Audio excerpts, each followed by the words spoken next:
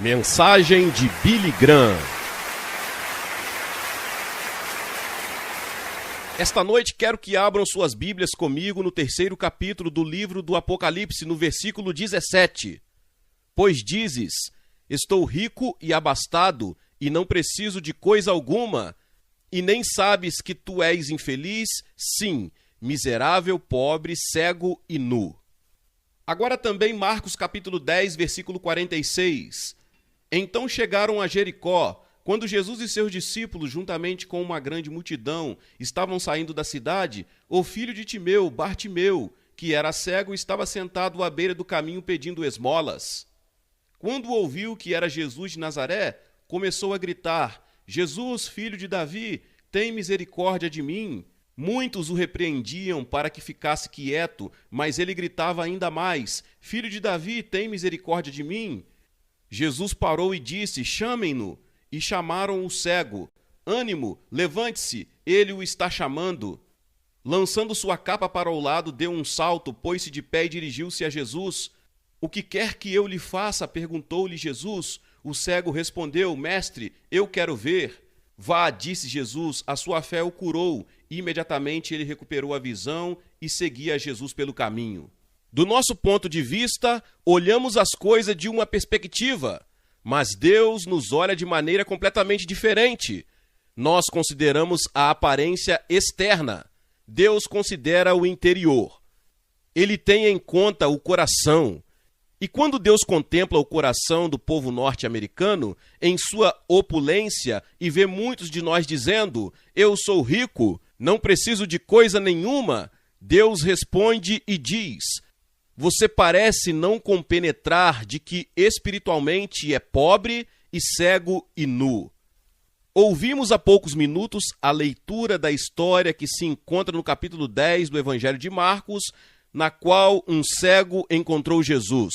Eu gostaria de falar sobre esse homem, que ele encontrou Jesus e com isso transformou sua vida. Como você pode encontrar-se com Cristo e como ele pode mudar sua vida esta noite. No The New York Times de hoje, havia um belo retrato de Tricia Nixon, filha do presidente, no qual um menino cego estava tateando-lhe o rosto para ver sua aparência com o toque dos dedos. Esta noite, ao entrar, vi um casal cego. É o mesmo casal que já vi em noites anteriores. Parecem ter uns 70 anos e estavam de mãos dadas, ambos eles são cegos. Tenho um amigo na Flórida que ficou cego de repente, ainda bem jovem, e ele me disse, estou contente por ser cego porque, desde que fiquei cego, vejo muito melhor. O que ele queria dizer é que via muito melhor as coisas reais da vida. Helen Keller disse certa vez, tenho andado com gente cujos olhos estão cheios de luz e que, entretanto, nada veem. Não veem nada nos bosques, nos homens ou no céu. Nada na luta, nada nos livros, nada nos esportes, nada nas ruas. A viagem da alma deles através deste mundo encantado é um ermo árido. O profeta Isaías disse certa vez, eles têm olhos para ver, todavia não veem. Eles têm ouvidos para ouvir, entretanto não ouvem. Você sabia que existe um grande e fantástico mundo espiritual que nunca vimos com nossos olhos físicos? O Dr. Engstrom, presidente da comissão executiva da RCA, convidou alguns da nossa equipe para almoçar com ele ontem. Ele é o presidente desta cruzada e um grande cientista. Começamos a conversar sobre a possibilidade de outro mundo neste planeta, do qual não estamos cônscios e não há dúvida de a Bíblia ensinar exatamente isso. Mas o interessante é que a ciência está agora no limiar começando a vislumbrar esse outro de instrumentos científicos. A Bíblia nos declara que há um mundo do mal e um do bem, um mundo com demônios e um mundo com anjos. Quando o profeta Eliseu estava sendo atacado e os exércitos de Senaqueribe vinham atrás dele, seu servo entrou muito agitado e perturbado e amedrontado e disse, Eliseu, eles vêm vindo para apanhá-lo. Eliseu estava sentado bem calmo em sua cadeira de balanço e disse, Senhor, abre os seus olhos. Os olhos do criado foram abertos, e eis que ao redor das montanhas, diz-nos a Bíblia, Havia uma hoste de anjos com espadas desembainhadas para proteger Eliseu, e os exércitos de Senaqueribe nunca chegaram. Está vendo? Há um mundo invisível além. E não há um mundo invisível de alegria e felicidade, paz e segurança e realização que você nunca encontrou, porque nunca teve esta experiência espiritual, esse encontro com Jesus Cristo. O homem da nossa história desta noite era cego, seu nome era Bartimeu. Lembra-se de ter lido há alguns dias de um turista americano que morreu, atingido por bombas no Mar Morto? Pois próximo daquele mesmo local fica a pequena cidade de Jericó, à margem do Jordão. Você desce de Jerusalém e lá estava Jericó com suas palmeiras. Nessa pequena cidade de Jericó vivia um homem por nome de Bartimeu. Era uma fria manhã de primavera e ele havia dormido no celeiro de alguém. Levantou-se e se pôs a caminho com seu cajado pela rua abaixo, a esmolar um pedaço de pão aqui e acolá.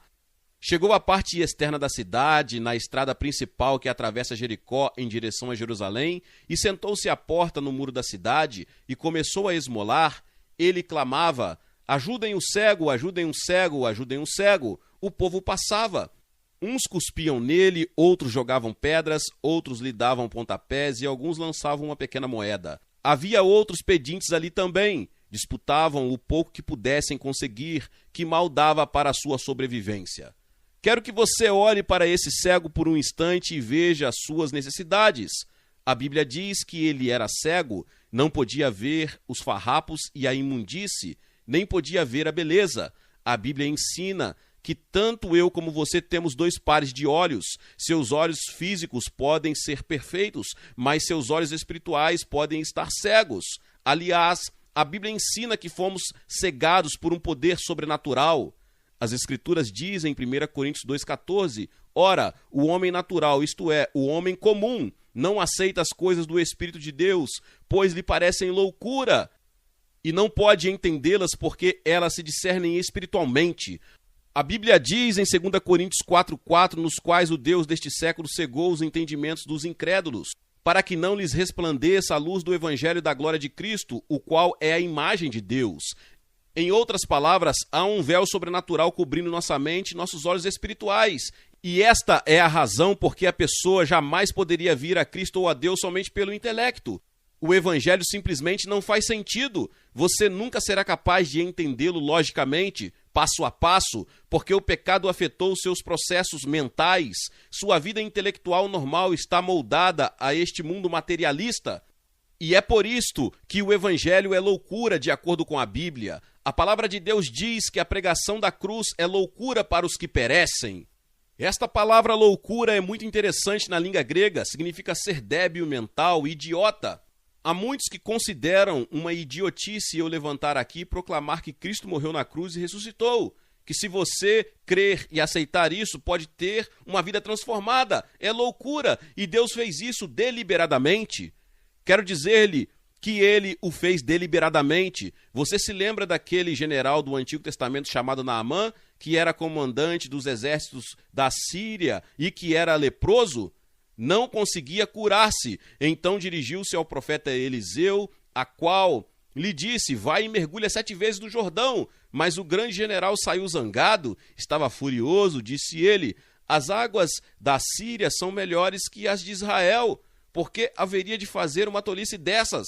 Não há nenhum poder curativo nas águas do Jordão. Eliseu mandou que ele fizesse algo muito tolo e muito ridículo, a fim de experimentar sua fé, porque para mergulhar naquela água ele precisava ter fé. Fazer uma loucura, loucura para a mente natural, porém não loucura para Deus. A obediência é importante. Deus lhe estava ensinando a obediência. Finalmente, um de seus oficiais o persuadiu a fazê-lo, de modo que ele mergulhou 7 vezes e foi curado da sua lepra. Ou então, lembra-se da história que Jesus contou? E é uma história notável do Antigo Testamento, da serpente no deserto? Você se recorda de que as serpentes haviam mordido o povo de Israel e muitos deles estavam morrendo? Deus disse para que eles sejam curados: Moisés, você deverá fazer uma serpente de bronze e todo aquele que olhar para ela viverá. Os que não olharem morrerão. Não é isso ridículo? Não há poder curativo em uma serpente de bronze. Pode você imaginar algo mais ridículo do que uma pessoa mordida por uma serpente olhar para uma serpente de bronze e ser curada? Deus estava mandando fazer algo insensato pela fé. Deus queria que eles crescem porque ele o dissera. Ele estava ensinando a obediência. Samuel disse: o obedecer é melhor do que o sacrificar. A mesma coisa acontece com a cruz. Ela é loucura para o homem natural. Todo o primeiro capítulo de 1 Coríntios fala sobre a loucura da cruz para a inteligência e a lógica humana. Mas quando você vem pela fé como uma criancinha para receber a Cristo, ela adquire uma nova significação, uma nova importância. Deus encerrou o seu poder no segredo da cruz. É por isso que as igrejas têm uma cruz. E é por isso que a cruz é o símbolo do cristianismo. Porque na cruz há poder sobrenatural para mudar a sua vida. Isso parece louco, parece ridículo à mente natural, mas nela há poder para transformar sua vida. Esse homem era cego, como muitos de vocês aqui hoje. Em segundo lugar, ele era pobre, era extremamente pobre. E você sabe que esse é um problema que enfrentamos no mundo atual, o problema da pobreza. Isso causa dor constante ao meu coração. De cada 10 pessoas no mundo, 7 vivem na pobreza neste momento. Mesmo antes de Biafra, 10.000 pessoas estavam morrendo de fome e subnutrição diariamente no mundo. Pense nisto, 10.000 pessoas por dia morrendo por falta de alimento em nosso mundo. E os cachorros de estimação aqui nos Estados Unidos têm um padrão de vida muito mais elevado que milhões de pessoas em outras partes do mundo. Ora, a Bíblia ensina que somos responsáveis para com os pobres. Provérbios 21:13 diz: o que tapa o ouvido ao clamor do pobre, também clamará, e não será ouvido. O Salmo 41:1 diz: bem-aventurado o que acode ao necessitado, o Senhor o livra no dia do mal. Isaías diz: aprendei a fazer o bem, atendei à justiça, repreendei ao opressor, defendei o direito do órfão, planteai a causa das viúvas. O apóstolo João diz: ora, aquele que possuir recursos deste mundo e vir a seu irmão padecer necessidade e fechar-lhe o seu coração, como pode permanecer nele o amor de Deus? Você me dirá, Billy Graham, quem são os pobres nos Estados Unidos?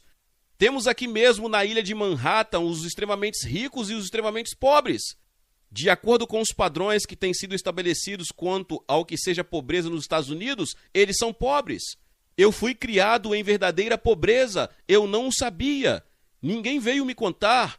Eu não assistia a programas de televisão para ver que grande problema eu me havia tornado. Ninguém me contou. Tudo o que eu sabia fazer era ir trabalhar das 3 horas da madrugada até o pôr do sol. Eu e meu irmão, antes de irmos para o ginásio, tínhamos de levantar e ordenar umas 20 vacas cada um diariamente. Você dirá, isto é impossível. Eu não gostaria de ordenar agora nem mesmo uma vaca que fosse. Aquilo era trabalho duro. E sabem que não tínhamos televisor? Não tínhamos rádio até os meus 12 anos, quando meu pai comprou um velho rádio de galena, desses que a gente ouve com fone de ouvido. Só podíamos ouvir uma determinada estação com ele, creio eu. Nossa casa não tinha encanamento. Éramos realmente pobres de acordo com os padrões atuais, porém não o sabíamos. Mas há gente muito pobre realmente nos Estados Unidos, viúvas, filhos de lares desfeitos, filhos ilegítimos, órfãos, inválidos, anciãos cujas economias têm sido devoradas pela inflação, os que querem trabalhar, mas são preteridos em razão da sua raça ou religião. Para com todos esses, a sociedade tem uma responsabilidade e a igreja tem uma particular responsabilidade. Outro dia vi um distintivo que dizia: eu combato a pobreza, eu trabalho. Mas eu encontro muita gente que na verdade não quer trabalhar. E a Bíblia diz em 2 Tessalonicenses 3:10, se alguém não quer trabalhar, também não coma. Agora, isso não é verdade quanto a milhares, centenas de milhares ou talvez milhões. Mas é verdade a respeito de alguns. O fato é que hoje em dia é difícil achar pessoas dispostas ao trabalho manual. Jesus foi carpinteiro, ele trabalhou com as mãos, ele foi chamado servo, mas hoje julgamos que isso não condiz com a nossa posição. Todo mundo quer ser chefe, todos querem um escritório com ar-condicionado, e eu não o censuro. Mas alguém tem de trabalhar, e é honroso trabalhar com as mãos. É honroso varrer as ruas, é honroso trabalhar na limpeza pública. Não se envergonhe disso. Se você é crente, pode andar de cabeça erguida e dizer: sim, Senhor, sou lixeiro e me orgulho disso. É honroso ser empregada doméstica. Qualquer serviço, por mais humilde que você o considere, ou por mais modesto que outros o considerem, aos olhos de Deus se reveste de dignidade. Jesus foi carpinteiro. A Bíblia diz em Efésios 4:28, aquele que furtava não furte mais, antes trabalhe, fazendo com as próprias mãos o que é bom, para que tenha com que acudir ao necessitado. Há pessoas que sentem uma grande obrigação para com a pobreza, e isto é bom. Todos temos um senso de obrigação para com os pobres, ou ao menos deveria ter como crentes. Mas sabem, Judas se preocupou com os pobres quando Maria Madalena veio ungir os pés de Jesus e derramou o precioso unguento sobre eles. Judas ficou zangado e disse a Jesus: Senhor, por que não se tomou esse dinheiro que foi desperdiçado nos teus pés e não se deu aos pobres? E a Bíblia tem um comentário curioso. Escute só. Isto disse ele, não porque tivesse cuidado dos pobres, mas porque era ladrão, e tendo a bolsa, tirava o que nela se lançava. João 12:6. Ele queria aquele dinheiro para si mesmo. E há muitos políticos que se preocupam tanto com a pobreza porque querem ganhar votos. Mas isso não nos deveria jamais isentar da responsabilidade para com os verdadeiramente pobres. Devemos, como sociedade, como igreja, fazer tudo ao nosso alcance em favor dos indigentes. A Bíblia também se refere a outra espécie de pobreza. Existe uma pobreza espiritual. Mais vale o pouco do justo que a abundância de muitos ímpios. A Bíblia diz que proveito ao homem ganhar o mundo inteiro e perder a sua alma. Jesus contou a história de um homem rico, vivia na opulência, tinha tudo. Certo dia foi inspecionar sua propriedade e disse: sabe o quê? Tenho bastante para me aposentar. Vou mudar-me para a Flórida e lá gastar o resto da minha vida. Tenho grandes celeiros, tenho grandes propriedades. Ele disse à sua alma, ao seu espírito, aquela parte do seu ser que deveria pertencer a Deus. Disse ele: alma, descanse, beba e folgue, goze a vida, divirta-se. Ora, isso era egoísmo. Não vá ajudar os outros. Não se envolva em empreendimentos sociais, nem trabalhos espirituais e testemunho, mas gaste consigo mesmo. E aquela noite, diz a Bíblia, veio uma voz do céu dizendo: louco, esta noite te pedirão a tua alma. O profeta Amós diz no capítulo 6 do seu livro: ai dos que andam à vontade, que dormem em camas de marfim e se espreguiçam sobre os seus leitos, e comem os cordeiros do rebanho e os bezerros do cevadouro, que bebem vinho em taças e se ungem com o mais excelente óleo. A queda de Roma teve 3 causas: glutonaria, embriaguez e imoralidade, as quais corroeram o coração e o cerne de Roma. E são essas as coisas que vemos nos Estados Unidos hoje, que nos poderão fazer apodrecer por dentro, a não ser que tenhamos um despertamento moral e espiritual de um extremo ao outro do país. Mas existe a pobreza espiritual. Este homem, de quem Jesus falou, tinha tudo materialmente, entretanto não tinha nada espiritualmente. Ganhou o mundo, mas perdeu a sua alma, e Jesus disse que esse é um mau negócio.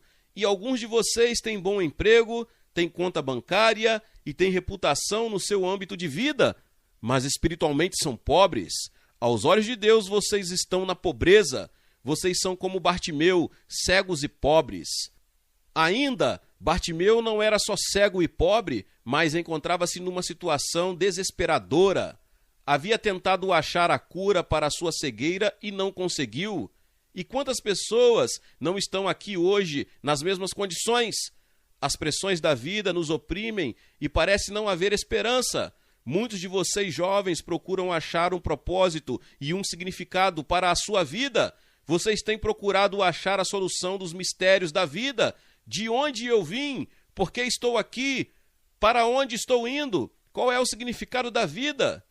O falecido Ian Fleming, autor e criador de James Bond, disse antes de morrer: agora, meu Deus, eu sou cinzas, somente cinzas.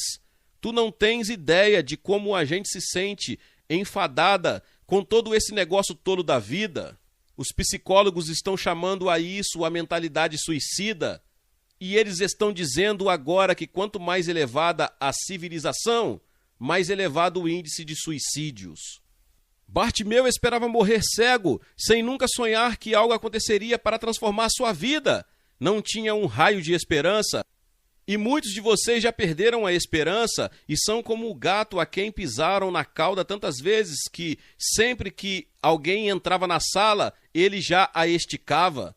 Você simplesmente diz, não adianta, já experimentei religião, experimentei esta igreja e aquela outra, e já experimentei filosofia e já experimentei psicologia. Até os Beatles foram para a Índia buscando sofisticação e paz, mas voltaram desiludidos. Você já procurou 1000 maneiras de achar paz e segurança para a sua alma sem consegui-las e por isso resolveu desistir. Desenvolve-se uma situação bastante perigosa no mundo atual. Muitos de nossos cientistas estão dizendo que não chegaremos a alcançar o século XXI. Um físico canadense disse outro dia que o homem tem o poder ser implicado ao máximo de provocar a desintegração do mundo e tudo que há nele em menos de 1 minuto. Vivemos à beira do aniquilamento total, no mau pressentimento que tudo que acontece pelo mundo inteiro, estamos vivendo em um mundo controlado pelo pecado, dominado por ele, por isso temos de nos prevenir muito bem.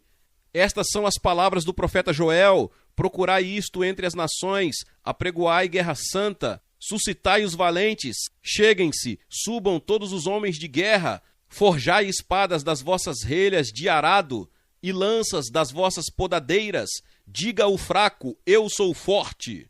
Jesus disse que haveria guerras e rumores de guerras até o final dos tempos. É melhor que enfrentemos a realidade que haverá guerras. Houve 51 guerras desde o final da Segunda Guerra Mundial. Estamos nos encaminhando para o que poderá vir a ser um conflito gigantesco, a menos que, de algum modo, haja uma intervenção de Deus na raça humana. E é exatamente isso que irá acontecer. Falarei sobre isso domingo à noite. Como Deus intervirá para nos salvar, porque Deus irá encerrar tudo isso e Jesus Cristo, seu Filho, voltará para estabelecer seu reino. Este é o quadro da utopia com que o mundo sonha. Este é o quadro da utopia com que o mundo sonha agora e pelo qual espera, mas isso não virá pelo esforço humano, virá pela intervenção de Deus. A verdade é que espiritualmente vivemos todos sem esperança. Muitos de vocês percebem isso. Vocês têm procurado uma saída para a sua situação. E Bartimeu estava ali assentado aquela manhã, cego, pobre e sem esperança. Mas de repente ele ouviu uma multidão que se aproximava, meninos assobiando, gente rindo e perguntando: quem vem vindo? Ninguém respondeu. Ele perguntou de novo: quem está vindo por aí? Ele não conseguia uma resposta naquela confusão e a multidão já estava começando a se distanciar. Por isso ele agarrou a túnica de um transeunte e perguntou: quem está aí? E o estranho o empurrou e disse: é Jesus Nazareno que está passando. Jesus de Nazaré? Eu já ouvi esse nome. Ah, Jesus é o que vem fazendo todos esses milagres. Eu já ouvi falar dele. O fato é que Bartimeu nunca teria ouvido se não fora por um estranho que o informou. Você não pode imaginar o que uma palavra dita num restaurante, num elevador ou numa esquina pode fazer. Muitos de vocês não sabem, mas podem ir ao Central Park, onde temos reuniões durante o dia, e a Times Square, na Greenwich Village à noite e a Washington Square. E em todos esses lugares há reuniões o dia todo. Temos aqui conosco uma equipe de quase 200 pessoas, estudantes universitários, evangelistas da África, da América Latina, da Europa, ajudando-nos nesta cruzada, de modo que esta reunião é somente uma das muitas realizadas no decorrer de toda a parte da cidade de Nova York. Ontem, estes maravilhosos companheiros italianos, os irmãos Palermo, estavam na rua cantando e pregando e um indivíduo estava em seu apartamento ouvindo. Ele telefonou hoje para dizer: aqueles rapazes não sabiam, mas eu estava numa situação desesperadora e recebi Cristo em meu coração. Ele veio aqui ontem à noite e veio à frente fazendo sua decisão pública. Outro indivíduo saiu correndo de um prédio onde um dos nossos companheiros estava pregando e disse: meu Deus, eu preciso de Deus, eu preciso dele agora mesmo. E ele achou a Deus ali mesmo na esquina da rua. Isto está acontecendo por toda a cidade. Você não lê nem ouve a respeito disso, mas está acontecendo. Um dos nossos companheiros estava pregando e um indivíduo tinha consigo uma serpente da Índia. Tirou-a de uma maleta e a colocou junto do rosto dele para ver se ele recuava. O nosso companheiro não se deixou amedrontar e então o indivíduo ficou e o ouviu pregar. Nunca ficamos sabendo o que uma palavra fará. O secretário da Sociedade Cristã dos Moços de Berlim é Peter Schneider e ele é meu intérprete sempre que vou à Alemanha. Peter Schneider foi aprisionado pelos ingleses durante a guerra. Ele fazia parte do exército alemão, aprendeu inglês enquanto estava num campo de prisioneiros. Após a guerra, a Associação Cristã de Moços o escolheu como um promissor líder jovem e o trouxe aos Estados Unidos, a fim de mostrar-lhe diversos acampamentos neste país, procurando treiná-lo. Ele foi levado a Green Lake, no estado de Wisconsin. Era apenas um cristão nominal, não tinha uma fé real. Ali não havia o que fazer, de modo que um grupo de estudantes estava tendo uma reunião evangélica e ele foi assistir. Depois da reunião, um estudante aproximou-se dele e lhe perguntou: você não é o jovem da Alemanha? Ele respondeu sim. O outro perguntou: você conhece Cristo como seu Salvador?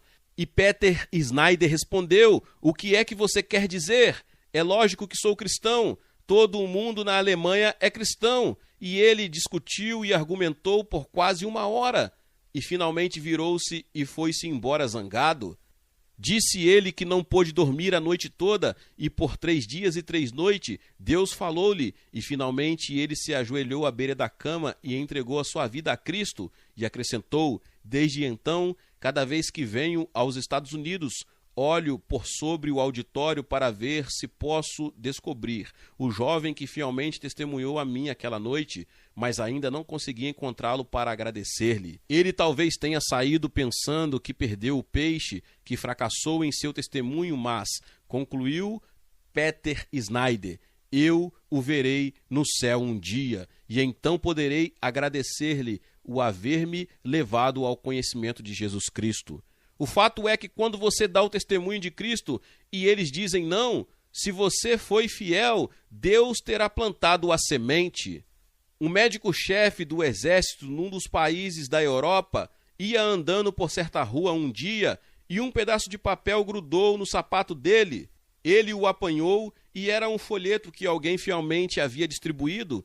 Ele o leu, converteu-se e hoje é um líder cristão. Jesus estava passando por Jericó e agora mesmo ele está passando por Nova York. Jesus estava passando e em seu desespero, Bartimeu poderia ter dito: espere um pouco, creio que vou aguardar que os líderes religiosos me falem a respeito desse Jesus. Mas Bartimeu não fez isso. Ele não esperou até saber mais alguma coisa a respeito de Jesus. Ele disse: esta é a minha grande oportunidade, e gritou com toda a força de seus pulmões: Jesus, filho de Davi, tem compaixão de mim. E a Bíblia diz que Jesus parou. Pense nisso. Essa foi a última vez que Jesus esteve em Jericó. Ele já estava se distanciando e Bartimeu estava se prevalecendo dessa oportunidade que poderia nunca mais se repetir para ele. E clamou: Jesus, tem compaixão de mim. Jesus parou. E eu quero lhe dizer isso: se você clamar a ele esta noite, ele se deterá e o ouvirá. Os outros mendigos ao redor de Bartimeu começaram a bater-lhe na boca, dizendo: Psiu, cale a boca. Ele não quer perder tempo com um cego mendigo, velho e sujo como você. Jesus não veio para ser servido, ele veio para servir e está interessado em você. Ele tem os cabelos de sua cabeça contado e sabe tudo a seu respeito. Ele conhece a máscara da religião, ele conhece a hipocrisia no seu coração, ou conhece o orgulho que você tem, ou conhece a luxúria em seu coração, ou conhece o vício que domina você. Ele sabe a respeito daquele entorpecente, ele conhece todas essas coisas, ele sabe das relações tensas em sua vida familiar, ele conhece todos os conflitos em sua vida, e por isso ele diz: eu amo você, eu quero perdoá-lo, quero ajudá-lo, eu paro qualquer coisa que esteja fazendo para ouvi-lo, quem quer que você seja. E Jesus disse: chamem-no. Os outros mendigos quase não podiam acreditar. Eles disseram: Bartimeu, ele está chamando você. E o próprio Bartimeu quase não pôde crer. Deram-lhe a capa e a bengala, mas ele jogou-as fora e foi depressa a Jesus e ajoelhando-se diante dele. E assim temos esse homem cego, inválido, incapaz e pobre, face a face com o Filho do Deus vivo. Que encontro! Aí está uma representação da raça humana. Aí está uma figura de você face a face com Jesus. Jesus perguntou a Bartimeu: que quer que eu faça? Como posso ajudá-lo? Evidentemente, Bartimeu era cego e Jesus sabia disso. O doutor Stephen Wolford ofereceu-me um pensamento precioso há alguns instantes. Ele disse que a razão por que Jesus fez a pergunta é que Bartimeu se havia acostumado de tal forma com sua cegueira e pobreza e invalidez, que Jesus queria saber se ele realmente desejava ser transformado. Jesus queria saber se ele estava disposto a aceitar a responsabilidade de ser um homem são. Bartimeu, você está disposto a adaptar-se a uma vida inteiramente nova? Você sabe que há muita gente que ama tanto seus pecados que não quer abandoná-los? Amam tanto sua condição que gostam de se deixar dela? Tenho encontrado pessoas doentes, gostam da sua doença, gostam de falar dela, gostam de se queixar, gostam da atenção que isso lhes oferece. Creio que esta era a pergunta que Jesus estava fazendo a Bartimeu: que é que você quer que eu faça? Bartimeu, você realmente quer ser transformado? E Bartimeu pronunciou uma palavra maravilhosa. Ele disse: Senhor. Naquele momento ele disse: meu Senhor, meu verdadeiro Senhor, que eu possa ver. E Jesus afirmou: Bartimeu, seus pecados estão perdoados, você está são, pode ir. E a Bíblia diz que imediatamente seus olhos se abriram. Note, imediatamente. Você deve apanhar o Novo Testamento uma hora dessas e estudar isso. As pessoas que se encontraram com Jesus, a maior parte delas encontraram-no por um momento ou uma hora. Nunca, porém, foram os mesmos depois disso. Um milagre acontecia imediatamente, assim como aquele num rápido instante. Naquela noite, no livro dos Atos, em que o apóstolo Paulo estava na prisão e veio o terremoto e as paredes da prisão ruíram, o carcereiro ficou amedrontado e aterrorizado de tal modo que ele caiu diante de Paulo e disse: que devo fazer para que seja salvo? Paulo não lhe deu nenhuma resposta complicada, não lhe deu uma lista comprida de argumentos a seguir. Tudo o que Paulo disse foi: crê no Senhor Jesus e será salvo tu e a tua casa. Muito simples. Tenho certeza de que nós o teríamos levado a um psiquiatra e o psiquiatra teria dito: você não está em condições emocionais de fazer uma decisão como esta. Suas emoções foram despertadas por esse terremoto. Mas Paulo não disse isso, ele disse: crer no Senhor Jesus. E naquela noite Paulo o batizou, naquela noite ele ingressou para a igreja, naquela noite sua vida foi transformada. Isso pode acontecer com você esta noite, e você pode começar a seguir a Cristo como Bartimeu fez.